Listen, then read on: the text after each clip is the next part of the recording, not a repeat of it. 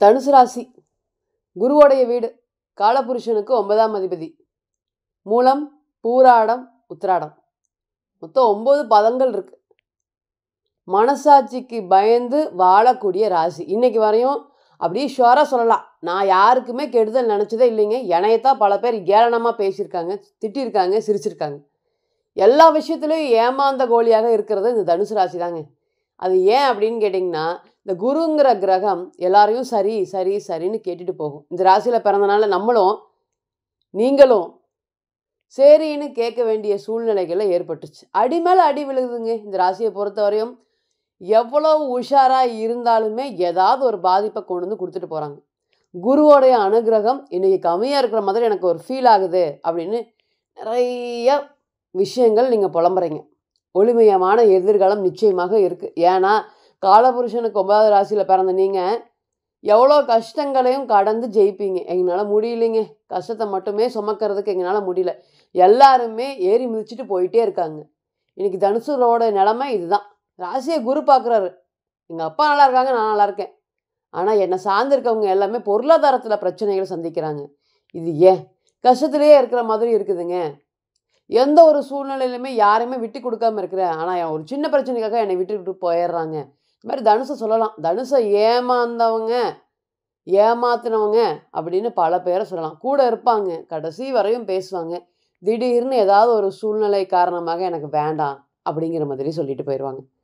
ரெண்டாவது என்னன்னு கேட்டிங்கன்னா, அந்த உறவுக்காக என்ன வேணாலும், பொருளாதாரம், பணம், வீடு, அந்த உறவுக்காக என்ன வேணாலும் செலவு பண்ணுறதுக்கு இந்த தனுசு ராசி தான் காத்துட்ருக்கோம். மற்றவங்களாம் செல்ஃபிஷாக யோசிப்பாங்க. ஆனால் நீங்கள் பரவாயில்ல, இவங்களும் தானே, இவங்க தானே அப்படிங்கிற மாதிரி எல்லா விஷயத்துலேயும் விட்டு கொடுத்து போகிறனால இன்றைக்கி ஒரு பொட்டி பாம்பாக அடங்கியிருக்கீங்க. உங்களுடைய எமோஷனல்ஸ் எல்லாம் இன்றைக்கி மற்றவங்க என்ன வேணால் பண்ணிக்கலாம், இவங்க எங்கே போக போகிறாங்க அப்படிங்கிற தைரியத்தில் உங்களைய நிறைய விஷயங்கள் காயப்படுத்துகிறாங்க. இதுதான் அப்படிங்கிறது இல்லை. திருமண வாழ்க்கையிலும் சரி நிறைய காயங்கள் இருக்குது.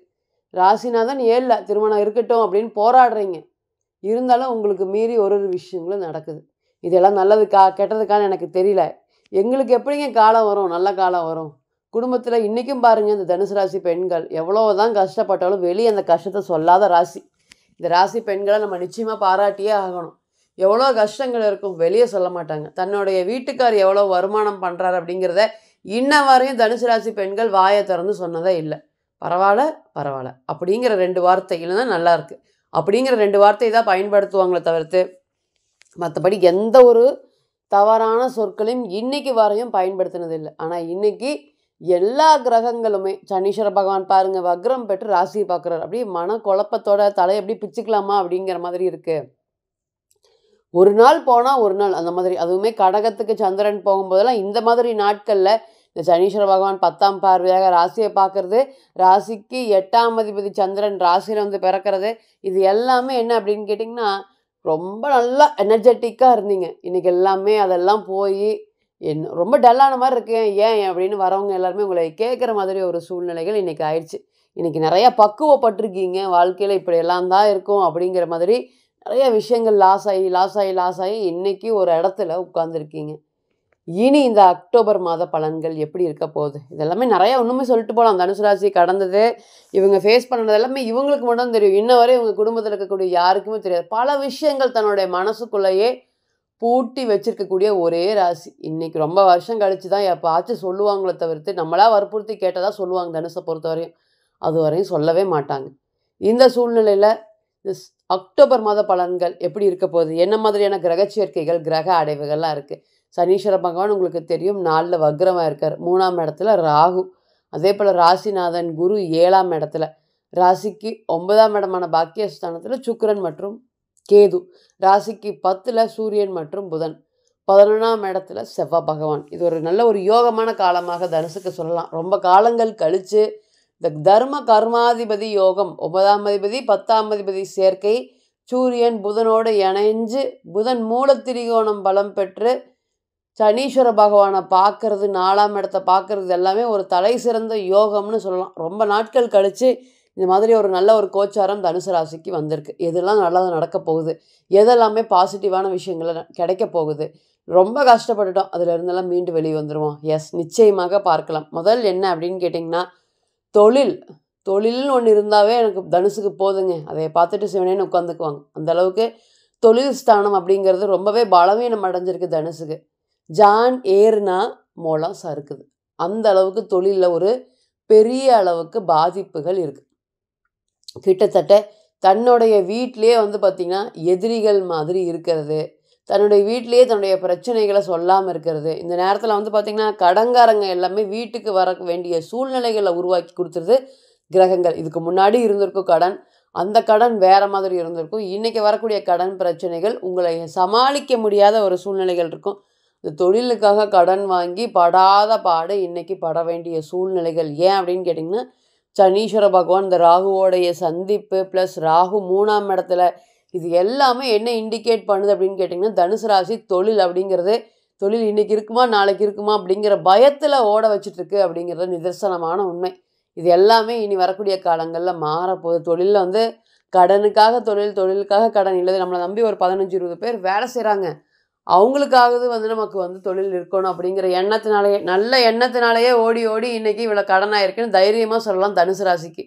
இவங்க என்ன பண்ணுவாங்க, நம்மக்கிட்ட இருக்காங்க, நமக்காக இருக்காங்க அப்படிங்கிற மாதிரி அதற்காகவே நிறையா சம்பளத்தை கொடுத்துட்டு வேலை செய்யக்கூடிய ஒரு சூழ்நிலைகள். அந்தளவுக்கு போட்டிகள் ரொம்ப அதிகமாகிருச்சு.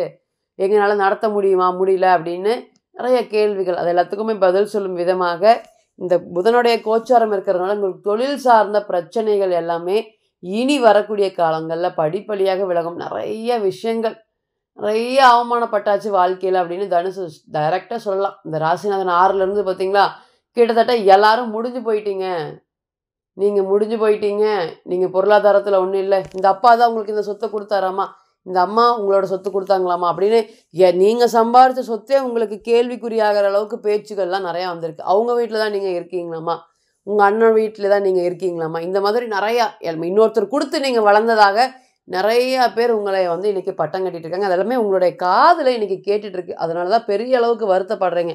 நமக்குன்னு ஒரு வீடு இருந்தால் நல்லாயிருக்குமே, நமக்குன்னு ஒரு தொழில் இருந்தால் நல்லாயிருக்குமே, இந்த ரெண்டோடைய சிந்தனைகள் தான் இந்த ராசியை பொறுத்தவரையும் ஓடிக்கிட்டே இருக்கும் இந்த அக்டோபர் மாதம் முழுவதுமே.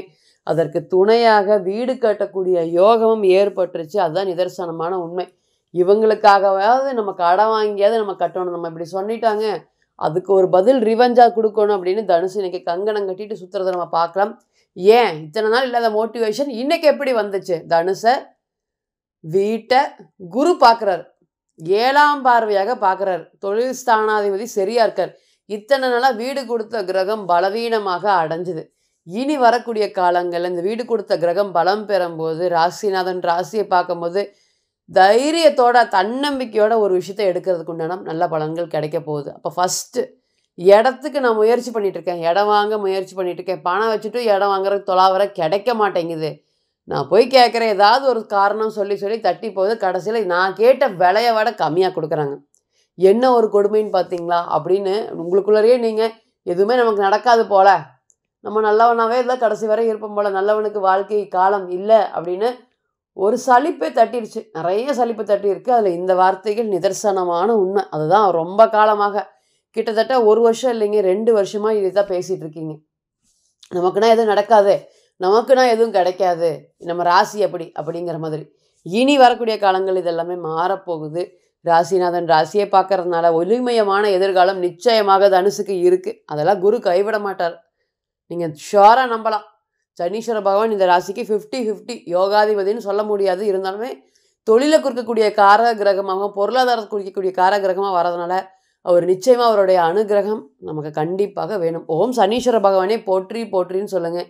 எந்த இடத்துல இருந்தாலும் நமஸ்காரம் பண்ணிக்கோங்க. அவருடைய ஆதரவு இருக்கும் பட்சத்தில் தனுசு ராசி ஒரு பெரிய அளவுக்கு நிச்சயமாக ஒரு உயரத்தை எட்டிவிடும் குறுகிய காலத்திலே அப்படிங்கிறதுல எந்த ஒரு மாற்று கருத்தும் இல்லை. இப்போ நீங்கள் கேட்டு செஞ்சுட்டு இருந்த அனைத்துமே கோச்சாரம் தான். கோச்சாரம் அப்படிங்கிறது ஒரு 40% 60% மட்டும்தான். பிறந்த கால ஜாதகத்தை நம்ம எடுக்கும்போது தசை புத்தி நடப்பு அந்தரம் கிரகம் பெற்ற பலம் பலவீனம் அடிப்படையில் பலன்கள் நிச்சயமாக மாறுபடும். பிறந்த கால ஜாதகம் மட்டுமே தான் 100% தீர்வாகும். தனிப்பட்ட ஜாதகத்தை நீங்கள் ஆலோசனை பண்ண விருப்பப்பட்டீங்கன்னா கீழே இருக்கக்கூடிய நம்பருக்கு கான்டாக்ட் பண்ணுங்கள். நான் வணங்கக்கூடிய நரசிம்மர் உங்கள் எல்லோருக்குமே நல்ல வளமான வாழ்க்கையை ஏற்படுத்தி தர நான் நிச்சயமாக பிரார்த்தனை பண்ணிக்கிறேன். மீண்டும் ஒரு பதிவில் உங்களெல்லாம் சந்திக்கும் வரை உங்களிடமிருந்து விடை பெறுவது உங்கள் அஸ்ட்ரோ புவனேஸ்வரி. நன்றி, வணக்கம்.